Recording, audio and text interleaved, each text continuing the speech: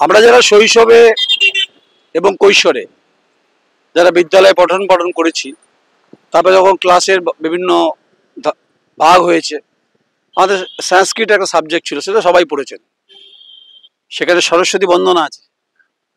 সরস্বতী বন্দনাটা কি?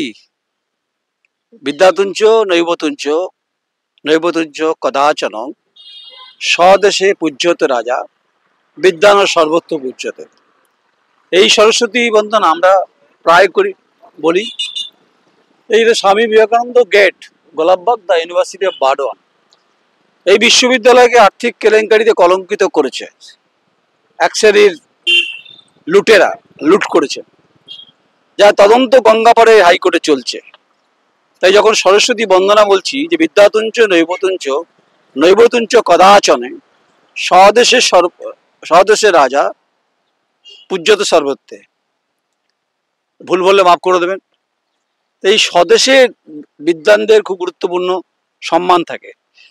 তাই বর্ধমান বিশ্ববিদ্যালয় থেকে যারা পাস আউট, যারা রিসার্চার, গবেষক, তারা পৃথিবীর বিভিন্ন প্রান্তরে আছে, যখন তারা এই সংবাদ দেখেন যে বর্ধমান বিশ্ববিদ্যালয় আর্থিক প্রতারণার দায়ে হাইকোর্টে মামলা চলছে বিচারপতি তীর্থঙ্কর ঘোষের এজলাসে, তাই স্বামীজির যে আদর্শ, যে ভাবধারা, সেই ভাবধারা কতটাই হচ্ছে রে উজ্জ্বল বিকশিত করছে, সেটা সময়, পরিস্থিতি, পরিবেশ বলবে।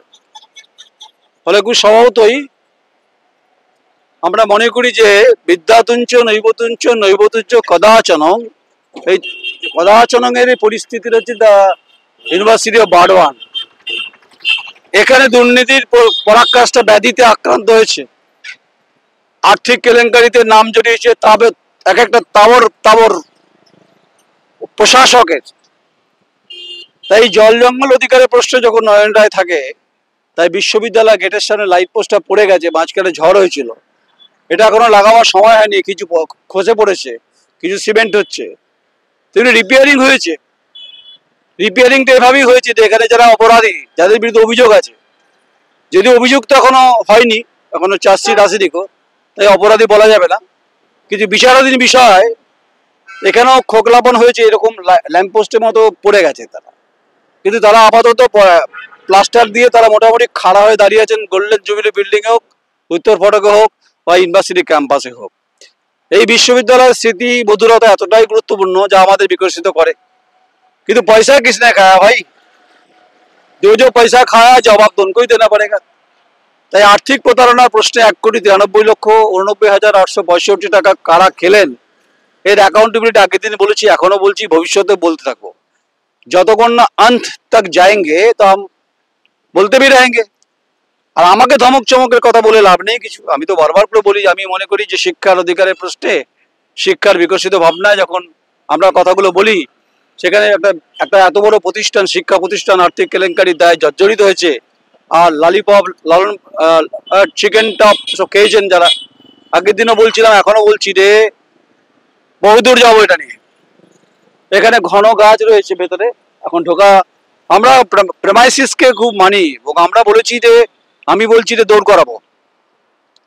আগের দিন বলছিলাম উইলসন বোল্টের মতো, পিটি উষার মতো দৌড় করাবো দুর্নীতিগ্রস্ত এই মাতব্বরদের। যদি কারো দম থাকে তো বলবেন আমাকে, মোকাবিলা করার ক্ষেত্রে যদি তথ্য, ভরপুর তথ্য আমার কাছে রয়েছে।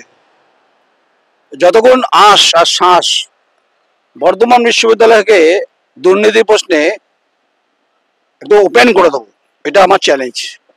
মোটামুটি হাফ ওপেন হয়ে আছেন, আপনারা হাফ হয়ে আছেন, মানে ফুল হলে খারাপ লাগে দেখতে, লোকে ঢিল মারবে। আপনারা দেখেছেন দিওয়ার ছবি, দেখেছেন তো? দিওয়ার ছবি দেখাবো আপনাদের প্রত্যেককে।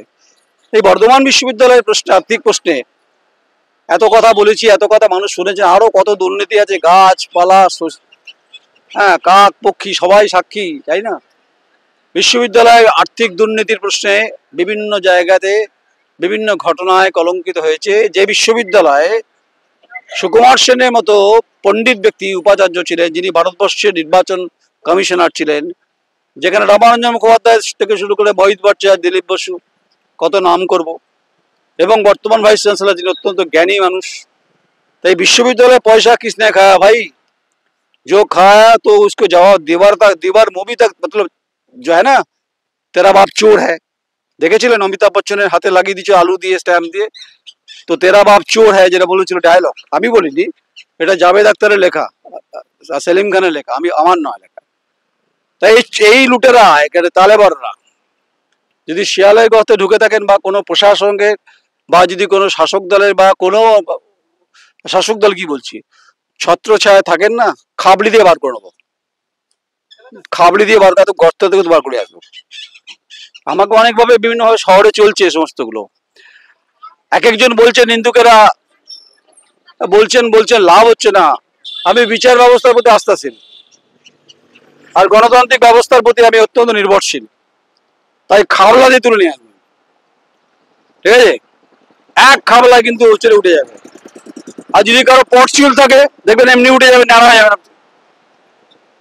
খুব খেয়েছেন না পয়সা, ভাগ হয়েছে। আমার কাছে আরো খবর আছে, গোল্ডেন জুবিলি বিল্ডিং নিয়ে একটা খবর আছে, বড় খবর, আজকে বলবো না। যারা যারা সেই টাকার ভাগ পেয়েছেন সেটা পরে বলবো। আপনি একটা পেন ড্রাইভ তো আছে, এখনো ওপেন করিনি গো। বলেছিলেন কলকাতায় কাকে চাই, বলেছেন কলকাতায় একে চাই, মানে কতটা নিকৃষ্ট মানের এই বিশ্ববিদ্যালয়ে কিছু মাতব্বর আছেন যারা এসব করেছেন। মোলাকাত আপসবি হোগা। এই ঘটনার পরীক্ষা বারবার বলছি, আর হচ্ছে রে অধিকারের প্রশ্নে লড়াইগুলো করছি, আর হচ্ছে রে 1,93,90,856 টাকার লুট হয়ে গেল। আরো হয়েছে। বর্ধমান বিশ্ববিদ্যালয়ে অ্যাকাউন্টেবিলিটি অবশ্যই আছে, ইন্টারনাল যে অডিট এবং ইন্টারনাল যে ইনকোয়ারি সেটা কতদূর, তাই 9 ডিসেম্বর শুনানি আছে শুনলাম। তাই ভক্তমণ্ডলকে গ্রেপ্তার করার পর যদি মনে হয় যে কাউকে গার্ড করা হবে, তা গার্ড হয়তো হতে পারে, কারণ লালবাজারের গোয়েন্দা এবং দুর্নীতি দমন শাখার যা তদন্তের গতিপ্রকৃতি তা দেখে বর্ধমান শহরের মানুষের সন্দেহান তৈরি হয়েছে যে ভাই কাউকে গার্ড করছে না তো। লালবাজারের দুর্নীতি দমন শাখা গার্ড করছে কাউকে? যে ভৎসনার মুখে বিচারপতি তীর্থঙ্কর ঘোষ বর্তমানে সিআইডি কে বলেছিলেন যে আপনাদের তথ্য মিসম্যাচ করছে, দেখুন না সেক্ষেত্রে লালবাজার যে তদন্ত করেছে, এখন ভক্তমণ্ডলকে গুজরাট থেকে গ্রেপ্তার হয়েছে, গুজরাট থেকে হয়েছে না বর্ধমান থেকে হয়েছে না নাকি রাধারণপাড়া থেকে হয়েছে, ও ভগবান জানে। ভগবান জানে না, যারা করেছে তারা বলতে পারবে, যারা অ্যারেস্ট করেছে। আমার কাছে খবর আছে কোনো জায়গাতে অ্যারেস্ট করেছে। আর কোন কোন মাথা আছে? তাহলে ভক্তমণ্ডলকে দিয়ে কি গার্ড করানো হচ্ছে? এই ভক্তমণ্ডলকে দিয়ে বাকি যারা অপরাধীর সঙ্গে যুক্ত অর্থনৈতিকভাবে তাদেরকে কি গার্ড করা হচ্ছে, বলিকা বগরা বলা হচ্ছে? আসলে আমার কাছে খবর আছে ভক্তমণ্ডলের পরিবারের কাছে টাকা যাচ্ছে। এই যে যারা দুর্নীতিগ্রস্ত আছেন, যারা পয়সা খেয়েছেন, লুট করতে সাহায্য করেছেন, তারাই হচ্ছে পরিবার টানছেন, ফ্যামিলি টানছেন। আর কিছু নির্দোষ ব্যক্তি ঢুকে গেছেন, মানে তাদেরকে লপটেছেন। আমিও লপটাবো ঘুড়ির মতো। ঘুড়ির খ্যাচ দেন তো বক্কাটা, ঘুড়ির বহুদূর না একদম, একদম বহুদূর, মানে সে উঁচু উঁচু খেলা হবে, উঁচু উঁচু আকাশে একদম ঘুড়ি নিয়ে গিয়ে লপটাবো আপনাদেরকে। এটা আমার চ্যালেঞ্জ বলতে পারেন। দুর্নীতির প্রশ্নে বর্ধমান বিশ্ববিদ্যালয়ে আর্থিকভাবে যারা প্রতারিত করেছে ছাত্রছাত্রী সমাজ ব্যবস্থাকে, প্রশ্ন তাদেরকে।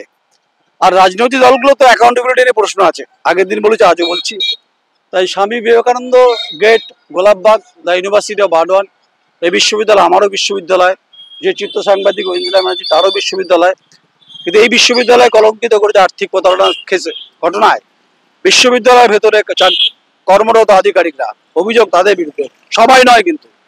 তাই লালবাজারের দুর্নীতি দমন শাখা যদি গার্ড করার চেষ্টা করে, নিয়ে আসবো, ট্রেনে তুলে আসবো, সময় বলে দেবে। একদম ছোটাবো হচ্ছে রে পিটি উষার মতো, হুচট খেয়ে পড়ে যাবে। নমস্কার, আমি নয়ন রায়। আর যদি আমার এই ভাষাগুলো একটু রুড লাগে বরদাস্ত করো, আমি তো দুর্নীতিবিদ লড়াই করছি নাকি। তাই আপনাদের কমেন্টস পাবো, ভালোবাসা পাবো। যদি কমেন্টস ভালোবাসা পাই, পিটি উষার মতো ছুটবো, আমিও ছোটাবো। গণতন্ত্রের ফোর্থ পিলারের ভূমিকায় এই যে দেখছেন না, इसमें कितना है दम वो तो बाद में पता लग जाएगा, इसमें दम है, इसीलिए मैं अभी खड़ा हूँ, 30 साल से मैं खड़ा हूँ।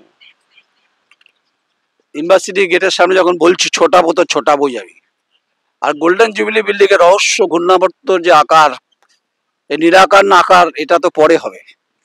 এখন হিসেব দিতে হবে। ব্যাংক অ্যাকাউন্টেবিলিটি আছে, রাজনৈতিক দলগুলো অ্যাকাউন্টেবিলিটি আছে, যারা অপরাধের সঙ্গে যুক্ত অর্থনৈতিক ব্যাপারে তারা অ্যাকাউন্টেবিলিটি দিতে হবে তাদেরকে। বিচার ব্যবস্থার প্রতি আস্থাশীল আর গণতান্ত্রিক ব্যবস্থার প্রতি নির্ভরশীল আমি নয়ন রায়। আমার চিত্র সাংবাদিক ঐন্দ্রা ব্যানার্জিও বলছে মাঝে মধ্যে, স্যার দেখতে যাই শেষ অব্দি। আমি বলছি जिंदा रहे तो हम जरूर दिखाएंगे, मादारी का खेल दिखाएंगे। आप लोग नाचते रहोगे, इतना नाचोगे ना कोमर हिल दर्द हो जाएगा। अभी এই বিশ্ববিদ্যালয় দুর্নীতির প্রশ্ন যারা পয়সা খেয়েছেন কোমরে দোলাবো মাদারির মতো, হেভি ব্যথা হবে, পেন কিলার খেয়ে লাভ হবে না। কি খেলে কমবে? দ্য কোয়েরি ট্যাবলেট খাবেন, দেখবেন ব্যথা কমে যাবে। পয়সা আমি তো খাইনি। কমেন্টস করুন, ভালোবাসা দিন। এই অপরাধীদের চিহ্নিত করার কাজ হচ্ছে সমাজের, আর আমি তো করেই দেবো। নমস্কার, আমি নয়ন রায়, বর্ধমান বিশ্ববিদ্যালয়ের ক্যাম্পাসের বাইরে থেকে বলছি, বর্ধমান। নমস্কার।